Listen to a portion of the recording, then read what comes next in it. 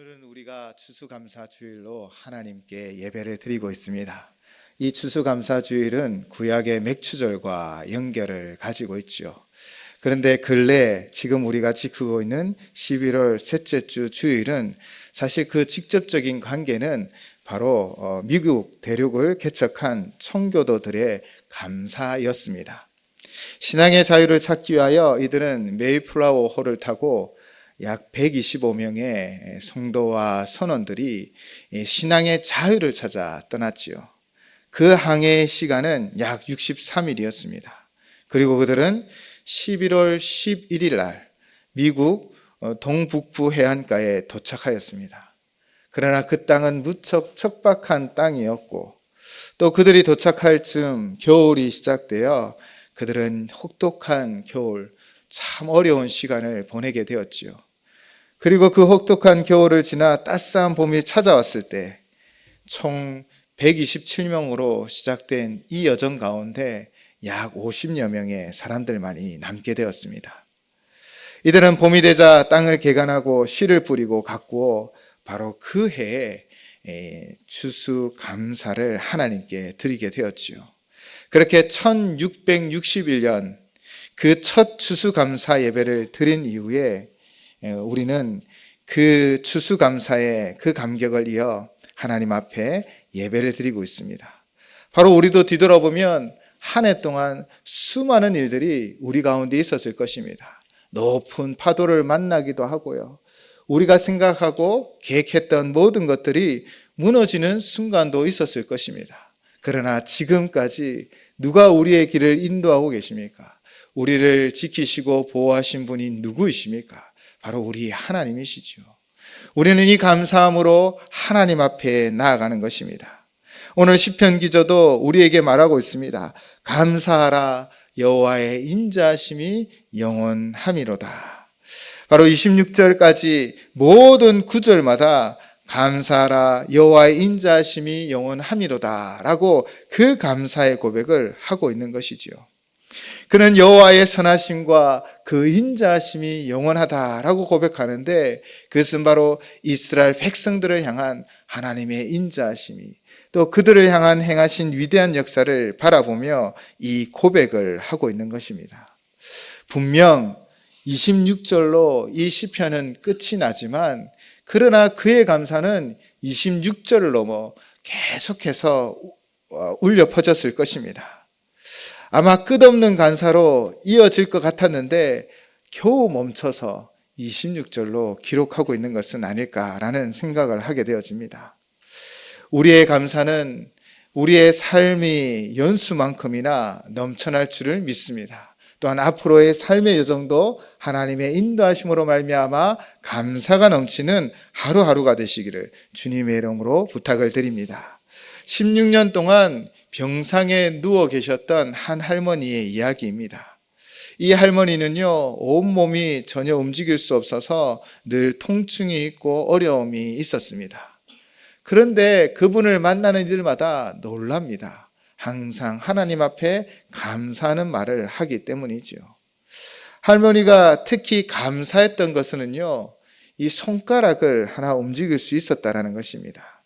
이 손가락으로 성경책을 넘기고요, 빨대를 집어 차도 마시고요, 또 음식도 먹을 수 있었기 때문이지요. 주변 사람들은 할머니에게 어떻게 그렇게 감사하는 삶을 살 수 있습니까? 라는 질문을 하기도 했답니다. 할머니의 감사는 무엇이었습니까? 큰 고통과 어려움 속에도 그분은 멈추지 않고 작은 것에 감사했습니다. 그 작은 것에 감사하여 큰 기쁨을 누릴 수 있었죠. 바로 손가락 하나 사용할 수 있는 것. 이 손가락을 사용하여 성경 책장을 넓히고 빨대로 차를 마시고 또 음식을 먹을 수 있었던 것. 그것에 감사했다라는 것입니다. 사실 우리가 발견하지 않았을 뿐이요, 또 발견하지 못했을 뿐인데 우리 안에도 정말 크고 작은 감사들이 너무나 많을 줄을 믿습니다. 하나님이 우리를 인도하시고 하나님이 우리 가운데 역사하시기 때문이지요. 옛날 신앙심이 동독한 어떤 성주가 식사를 하면서 이 감사할 줄 모르는 신하들 때문에 또 이 신하들의 마음을 고쳐먹게 하고자 한 가지 꾀를 냅니다. 한 거지를 초청하였는데 왕이 먹는 식탁에 그 거지도 함께 앉아 그가 일평생 먹지 못했던 기름진 음식을 한껏 배부르게 먹게 하여 주었던 것이지요. 거기에다가 이 거지는 지금 이 성의 주인인 성주와 함께 식사를 하는 영광도 누렸습니다. 그런데 그 거지가요, 먹자마자 그 분에 넘친 식사를 마음껏 한 후에 감사하다는 인사 한마디 없이 그냥 사라져 버린 것입니다. 이 모습을 본 신하들이 몹시 화가 났습니다. 그 중에는 화가 나서 저런 은혜도 모르는 놈 같으니 라고 막 분개하기도 하고 이 거지에게 욕을 하는 이도 있었다라는 것이죠. 이런 모습을 침착하게 바라보던 그 성의 주인은 그제서야 입을 열어 그들에게 말합니다. 내가 보기에는 그대들도 거지와 다를 것 없소. 그대들도 역시 날마다 우리에게 모든 것을 거저주시는 하나님께 감사드리지 않고 있지 않소 라고 말했다라는 것입니다. 우리는 늘 특별한 일에만 감사하고 있는 것은 아닙니까? 늘 우리에게 주어진 참 소중한 것들을 잊어버린 채 감사의 마음이 사라져버린 것은 아닙니까? 공기, 물, 햇빛, 그것은 우리의 힘으로 얻을 수 있는 것이 아닙니다. 하나님이 우리에게 주어진 것인데 날마다 베풀어 주신 것이요, 이것이 없으면 우리는 살아갈 수 없습니다. 그럼에도 하나님께서 우리에게 베풀어 주신 이 모든 것을 너무나 당연시 여기며 감사하는 마음 없이 살아가는 우리의 모습이 이 거지의 모습과 같지 않을까요? 하나님의 은혜와 사랑이 없으면 우리는 한시도 살아갈 수 없습니다. 모든 것이 하나님의 은혜이고 하나님의 보살핌을 고백하며 우리는 삶의 작은 것으로부터 큰 것까지 모든 것에 감사하는 성도의 삶이 되시기를 주님의 이름으로 축원을 드립니다. 2024년 오늘을 시작하여 이제 정말 얼마 남지 않았습니다.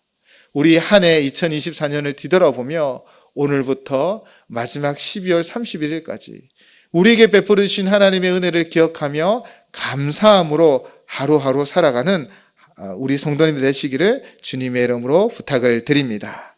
이제 시인은 1절로 선포하며 나아갑니다. 여호와께 감사하라.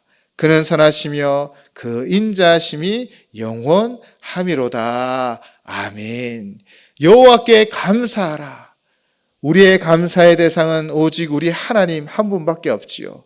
그런데 그분께 감사할 이유를 1절에서는 그가 선하시고 그리고 인자하심이 영원하기 때문입니다 라고 고백하고 있습니다. 하나님은 선하십니다. 선을 행하시지요.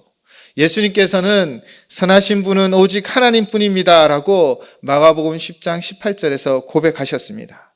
선은 단순히 우리가 보기에 좋은 것, 나에게 유익이 되는 것, 그리고 우리가 보기에 도움이 되는 것을 선이라 말하지 않습니다. 성경에서 말하는 선은 무엇입니까? 그것은 하나님께 있습니다. 바로 하나님께서 우리를 향한 뜻이지요. 즉 우리를 향하여 행하시는 하나님의 모든 것이 선하십니다. 왜 그렇습니까? 하나님의 뜻은 우리를 생명으로 인도하는 것이고 푸른 풀과 쉴 만한 물가로 인도하는 것이기 때문입니다. 그 목적을 이루고 그 뜻을 이루기 위하여 우리에게 선한 것들을 베풀어 주시는 줄을 믿습니다. 그런데 때로는 우리가 보기에는 이 길이 가시밭길 같습니다. 이 환난의 길이 나에겐 너무 힘들어 보입니다. 그러나 선한 목자 되신 주님이 우리를 푸른 풀과 쉴 만한 물가로 인도하기 위하여 그 길로 우리를 인도하시기에 우리는 주님만 붙잡고 주님과 함께 이 길을 걸어가면 반드시 우리는 푸른 풀과 쉴 만한 물가로 인도받으실 줄을 믿습니다. 바로 이렇게 가시밭길이 또 험한 길이 우리에게 있을지라도 하나님이 그것을 통하여 선한 역사를 만들어 가심을 믿고 의지하시기 바랍니다. 그것은 하나님의 분명한 뜻이 있기 때문입니다. 요한복음 10장 10절 말씀입니다. 도둑이 오는 것은 도둑질하고 죽이고 멸망시키려는 것뿐이요 내가 온 것은 양으로 생명을 얻게 하고 더 풍성히 얻게 하려는 것이라. 아멘. 주님이 이 땅에 오신 목적이 무엇입니까? 우리에게 생명을 주시려고, 우리에게 풍성한 삶을 살게 하려는 그 분명한 목적을 가지고 이 땅에 오셨고, 또 그 목적을 이루기 위하여 행하십니다. 그 행하심이 다 선하다라는 것입니다. 선을 행하심으로 우리에게 생명을 얻고 풍성할 삶을 누리게 하려고 우리 가운데 역사하고 계심을 믿습니다. 그래서 하나님께서 행하시는 모든 것이 선한 것이요 우리의 생명을 살리고 풍성한 삶으로 인도하여 주시는 것이지요. 그러므로 우리는 하나님의 그 선하심에 늘 감사해야 합니다. 그 선하심이 우리를 살리고 우리를 풍성한 길로 인도하여 주실 줄을 믿습니다. 그리고 시인은 모든 구절, 이후의 모든 구절에 인자심이 영원하다라고 계속해서 고백하고 있습니다. 인자는 히브리어로 헤세드입니다. 이 헤세드에는요, 친절, 자비, 자애, 사랑의 의미가 들어있죠. 특별히 이 헤세드는 구약에 이 하나님의 성품을 자주 드러낼 때 사용되어집니다. 이 헤세드는요, 첫째는 언약에 기반한 사랑입니다. 이 언약은 무엇입니까? 하나님께서 이스라엘 백성들과 맺은 그 언약대로 하나님은 그들을 사랑하여 주셨습니다. 하나님은 이 백성들에게 약속하신 말씀이 있습니다. 그 약속을 신실하게 지켜갔었음을 우리는 알 수 있습니다. 가나안 땅, 그 땅을 주시기로 약속하셨고 그 약속을 신실하게 이루어 가시는 하나님의 사랑인 것이지요. 또 헤세드는 지속적인 은혜를 말합니다. 변함없는 자비와 은혜를 우리에게 나타냅니다. 변함없으십니다. 매일매일 필요한 것을 우리에게 주시는 것이지요. 또 이 헤세드는 무조건적인 사랑을 말합니다. 받는 이의 공로와 관계가 없습니다. 우리가 잘해서, 우리가 능력이 있어서, 우리가 무엇인가 가졌기 때문에 우리에게 사랑을 베푸시는 것이 아닙니다. 무조건적인 사랑이지요. 이 세 가지의 모습들이 어떻게 드러납니까? 광야의 삶을 한번 생각해 보십시오. 이스라엘 백성들이 가장 많이 행한 것은 무엇이었을까요? 불평과 불만이었습니다. 그러나 하나님은 결국 그들에게 언약하신 것을 이루어 가시지요. 바로 약속의 땅을 그들이 차지하게 하여 주십니다. 그렇게 하나님은 언약에 기반한 그 약속을 이루어가는 신실하신 하나님이신 줄을 믿습니다.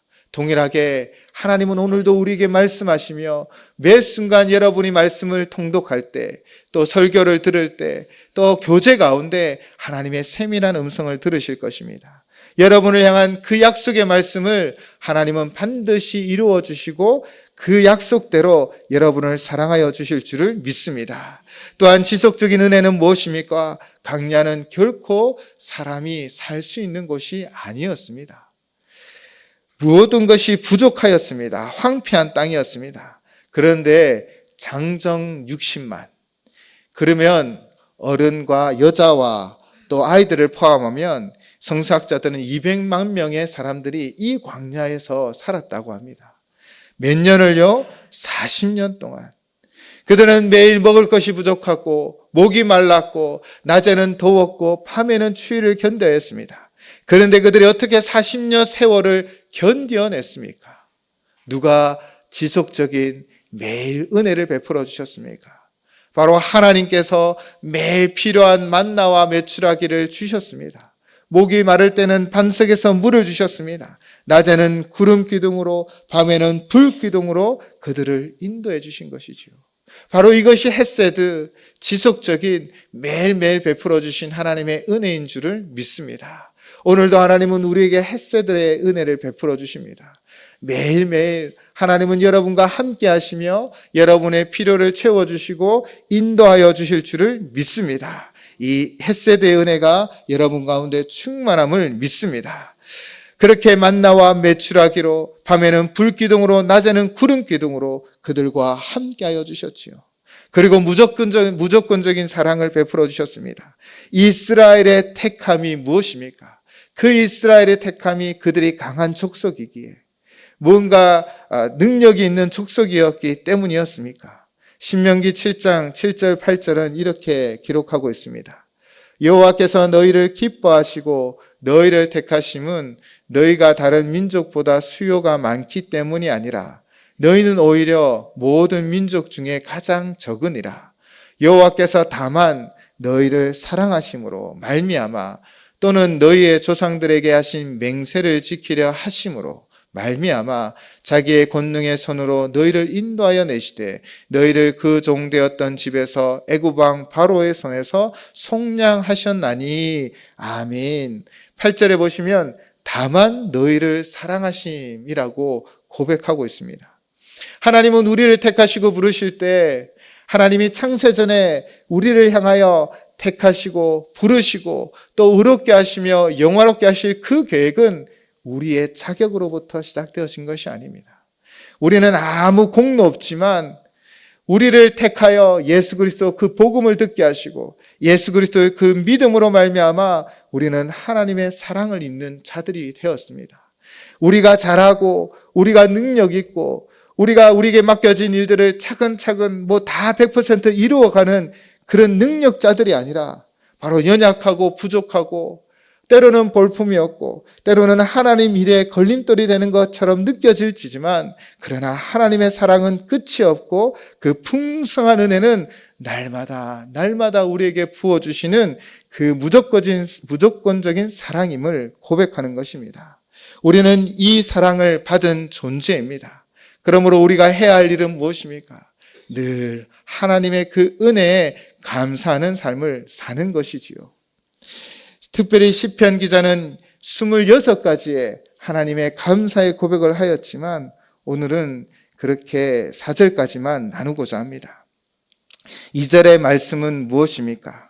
신들 중에 뛰어난 하나님께 감사하라. 그 인자하심이 영원하심이로다. 아멘. 이 말씀을 묵상할 때 그리스 신화의 내용들을 생각하시면 아니 됩니다. 여러 신들이 있는데 하나님 한 분 계시고 뛰어난 한 분이다. 아닙니다. 모든 신은 다 사람이 만든 우상입니다. 그리고 이 시인이 말하고 있는 이 신은 무엇입니까? 여러분 한 주간 오직 하나님만 의지하며 사셨습니까? 하나님만을 사랑하며 하나님만을 섬기며 사셨습니까? 우리가 혹 곁눈질하며 우상처럼 무엇인가를 섬기지 않으셨습니까? 이것만 있으면 돼. 저게 나의 큰 도움이 될 거야. 이 모든 것들이 다 신과 같고 우상과 같은 것입니다. 우리가 생각하는 우리를 도울 수 있을 것이라고 생각하는 그 모든 것보다 하나님은 더 뛰어난 분이심을 고백합니다. 그분은 우리의 진정한 도움이 되어 주십니다. 때로는 우리가 섬기고 우리가 믿고 의지하는 그 모든 것들이 정말 결정적인 그 순간에는 아무런 도움이 되어지지 않습니다.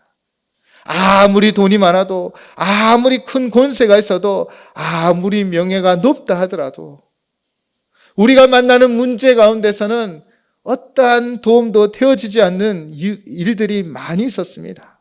그러나 오직 하나님만이 우리의 진정한 도움이 되어주시고 때로는 우리가 아무것도 없을지라도 우리를 일으켜 세워주시며 우리의 능력이 부족할지라도 우리를 강하게 하여 사용하여 주심을 믿습니다. 바로 모든 신위에 우리가 생각하는 우리의 도움이 된다라고 생각하는 모든 우상들보다 뛰어나신 분이 우리 하나님이신 줄을 믿습니다. 그분이 영원한 은혜를 우리에게 베풀어 주십니다. 오직 그분께 감사와 영광과 존귀와 찬양을 올려드리시기를 주님의 이름으로 축원을 드립니다. 세 번째는 주들 중에 뛰어난 주께 감사하라 라고 노래하고 있습니다. 세상은 악한 자들이 주가 되어 다스리기도 합니다. 때로는 우리보다 더 큰 힘이 우리를 짓눌러 우리의 주인처럼 우리를 짓누르기도 합니다. 그런데 진정 우리를 다스리시는 분은 누구이십니까? 누가 우리의 주인이 되어 우리의 모든 삶을 다스려 합력하여 선을 만들어 가십니까? 요셉이 형들을 만났을 때 형들은 마치 주인처럼 그를 팔아넘겼습니다. 그래서 미디반 상인들의 손에 팔려 애굽으로 내려갔지요. 그러나 요셉의 진정한 주인이 누구였습니까? 형들이 주인처럼 그를 억압하며 팔아버렸지만 요셉의 진정한 주인이 되신 하나님이 요셉의 인생을 통하여 애굽의 총리 대신이 되게 하시고 그로 말미암아 이스라엘을 살리는 역사를 만들어 가셨음을 믿습니다. 우리의 주인은 하나님이십니다. 하나님이 우리의 삶을 다스리시며 모든 것을 합력하여 선을 만들어 가시는 모든 것 위에 뛰어나신 하나님이신 줄을 믿습니다. 우리의 주인 되신 하나님 앞에 감사를 드리는 오늘 하루가 되시기를 바랍니다. 넷째는 홀로 큰 기이한 일을 행하시는 이에게 감사하라. 그 인자하심이 영원하심이로다. 아멘. 오직 홀로 한 분이신 하나님만이 우리의 도움이 되시는 줄을 믿습니다. 다른 것 없습니다. 다른 누구도 없습니다. 오직 하나님 홀로 큰 기이한 일을 행하시는 분이 우리 하나님이십니다. 어떤 일을 이루어 가십니까? 위대하고 또 정말 내가 상상하지 못했던, 내가 생각지도 못했던 일들을 우리 가운데 이루어 가시는 것입니다. 때로는 우리가 지나오면 우연히 만났구나, 우연히 잘 됐구나, 때가 좋았구나 라고 생각하실 수도 있습니다. 그러나 그리스도인에게 우연은 없습니다. 하나님이 우리 가운데 함께 하셔서 우리가 생각하지도 못했던 일들을, 우리가 상상하지도 못했던 그 큰 기이한 일들을 우리 가운데 이루어 주시는 줄을 믿습니다. 한 해를 뒤돌아보면 그랬죠. 도저히 안 될 것 같아. 길이 없어. 이 일은 이루어질 수 없어 라고 생각했던 수많은 일들이 우리 가운데 있었을 것입니다. 그러나 홀로 큰 기이한 일을 행하신 하나님께서 우리의 삶을 인도하여 주셨습니다. 내가 할 수 없다라고 생각했지만, 상상도 하지 못하였지만 하나님의 큰 권능이 우리를 그곳에서 건져주셨고 홍해의 길을 열어주셨으며 요단강을 멈추어 주셨음을 믿습니다. 이런 하나님의 은혜가 바로 여러분과 저와 함께함을 믿습니다. 또한 우리가 한 해를 뒤돌아보며 이 은혜에 감사하는 하루하루가 되시기를 주님의 이름으로 축원을 드립니다. 특별히 우리가 감사해야 할 것이 무엇입니까? 오늘 우리는 성찬 예식을 함께 나눕니다. 이 성찬 예식을 우리에게 제정해 주신 분이 누구이십니까? 바로 예수 그리스도이십니다. 그분이 십자가에서 그의 몸을 우리를 위하여 주셨고, 그분이 십자가에서 우리의 모든 죄를 대신하여 그 보혈을 흘려주셨습니다. 오직 우리가 감사해야 할 유일한 제목이 있다면 바로 이 십자가의 사랑인 것입니다. 우리를 구원하기 위하여 홀로 그 십자가를 지시며 그 십자가에 달리셨습니다. 그리고 우리를 구원할 큰 기이한 놀라운 일을 이루어 주셨습니다. 바로 예수 그리스도, 그분이 우리의 제물이 되셨고 그분의 보혈로 말미암아 우리의 모든 죄는 해결받아 우리는 하나님의 자녀가 되었으며 구원의 은혜를 누리고 있습니다. 오늘 이 성찬을 맞이할 때는 우리에게 이 구원의 길을 열어주시고 구원의 은혜를 베풀어 주신 주님 앞에 감사함으로 나아가는 귀한 시간이 되시기를 주님의 이름으로 부탁을 드립니다. 기도하시겠습니다.